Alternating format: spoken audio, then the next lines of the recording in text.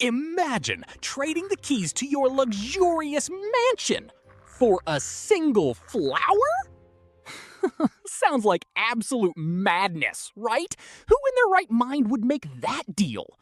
But welcome to Holland in 1637, a time and place where logic simply left the chat. This is the story of Tulip Mania, the very first and most absurd financial bubble in human history.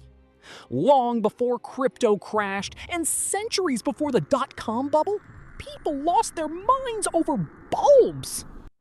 How did a simple garden flower make an entire nation lose its grip on reality?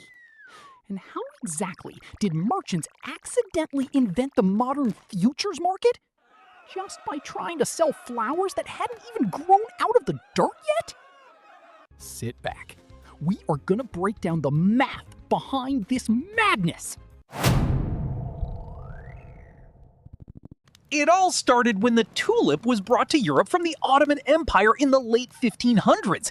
At first, it was just a rare flower for the ultra-rich, a status symbol, like owning a private jet today. But then, something strange happened in the soil, a literal glitch in nature. Some tulips started growing with beautiful, unpredictable stripes of vivid red and white. The Dutch called them broken tulips. The most famous was the legendary Semper Augustus. But here is the craziest part. Those beautiful stripes were actually caused by the tulip-breaking virus spread by common aphids. Yes, the entire Dutch economy was about to collapse because people were paying millions for sick, infected flowers. Because no one knew how to control the virus, the striped tulips were incredibly rare. And in economics, when something is rare and looks pretty, rich people will do anything to get it. Soon, the middle class wanted a piece of the action. The absolute mania had officially begun. But there was a massive physical problem with trading tulips. Tulips only bloom for about 1 week in the spring. For the rest of the year, they're just ugly bulbs stuck in the frozen dirt. You can't exactly dig them up in the middle of winter to hand them to a buyer. So how do you keep the casino running all year round? This is where the Dutch accidentally invented one of the most dangerous financial weapons, the futures contract. Instead of trading actual flowers, buyers and sellers started writing paper contracts. A promise to buy a specific tulip next spring for a price agreed upon today. You didn't even need to own a tulip to sell one. You were literally trading thin air. And where did this highly sophisticated financial trading take place? In loud, smoky taverns where traders paid wine cope, wine money, literally drinking a percentage of every deal on the spot.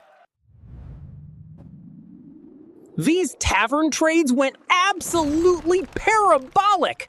By the peak in the winter of 1636, a single Viceroy tulip bulb was worth more than a luxury Amsterdam mansion.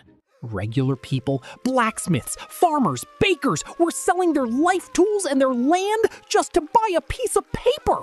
Everyone thought they were a financial genius. Everyone thought the line would go up forever. But then came February 1637. A routine tulip auction in the city of Haarlem. A seller offered a batch of bulbs at the standard astronomical price. But for the first time in months, the room was dead silent. Nobody bought.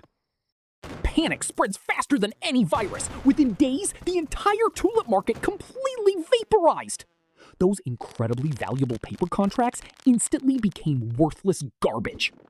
Thousands of people suddenly realized they had traded their life savings for an onion. But wait, how did an entire nation become so financially reckless in the first place? To understand this, we have to look at what else was happening in 1636. A devastating outbreak of the bubonic plague was sweeping through the Netherlands. It was wiping out up to 20% of the population in cities like Haarlem. Death was everywhere. This created a massive nationwide YOLO mentality. You only live once. When tomorrow isn't guaranteed, risking it all on a paper contract doesn't sound so crazy anymore.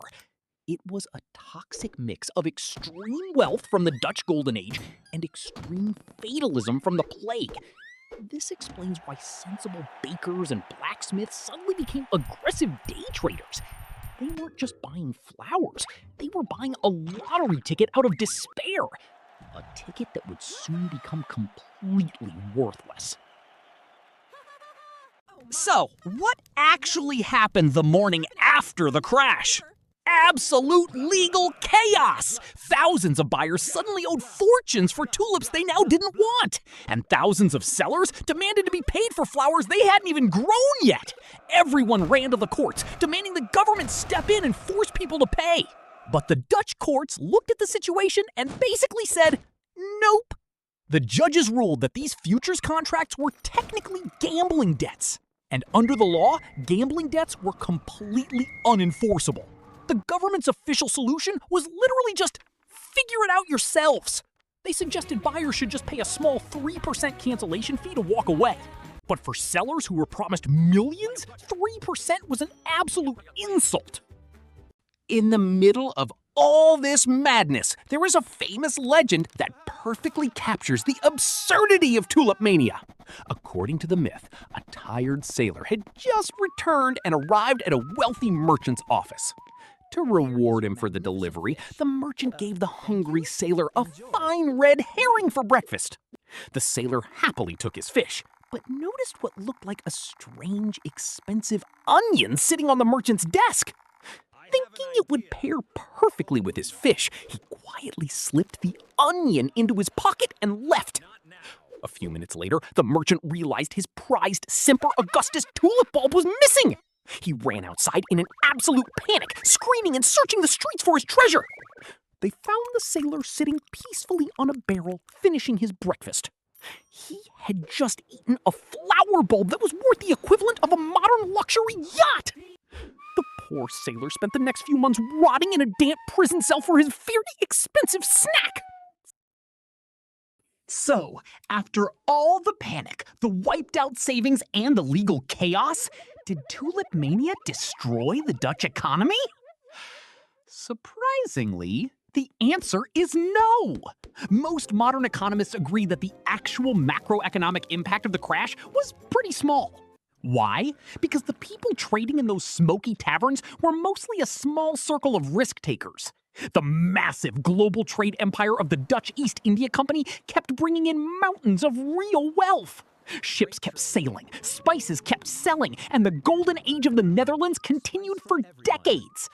The real damage wasn't to the country's treasury, it was to the trust between citizens. For years after the crash, anyone who had traded tulips was publicly mocked and called a fool. The tulip itself went from being a symbol of extreme wealth to a symbol of mindless greed. It became a warning for every future generation. Just because everyone is buying doesn't mean it's not a scam. Fast forward almost 400 years, and you would think we have learned our lesson. But human psychology never changes. We just change the assets. We replaced tulips with internet stocks in the dot-com crash of 2000. Then we replaced them with overpriced houses in the crash of 2008.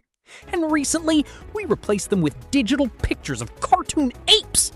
Every single financial bubble follows the exact same blueprint designed in those Dutch taverns.